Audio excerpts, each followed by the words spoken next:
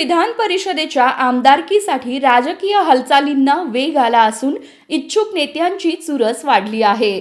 दिलीप माने, प्रशांत परिचारक, राम सातपुते आणि राजेंद्र राऊत यांची नावे आधीपासूनच चर्चेत होती।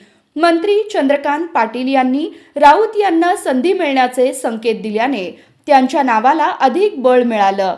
मात्र त्याच वेळी जिल्हा परिषद अध्यक्षपदाची इच्छा नसल्याची प्रतिक्रिया शांभवी कल्याण शेट्टी यांनी दिल्याने राजकीय गणिते बदलू लागली आहेत। जिल्हा परिषद अध्यक्षपद बार्शीला जाण्याची शक्यता व्यक्त होत असून तसे झाल्यास राऊत यांना आमदारकीपासून दूर ठेवले जाईल अशी चर्चा राजकीय वर्तुळात आहे। दरम्यान भाजपमधून माजी जिल्हाध्यक्ष शहाजी पवार यांचं नाव पुढे आलं आहे। महानगरपालिका आणि जिल्हा परिषदेवर भाजपची सत्ता आणण्यात त्यांचं योगदान मानलं जातं। महापौर पदावर मराठा समाजाला संधी न मिळाल्यानं नाराजी असल्याची चर्चा आहे।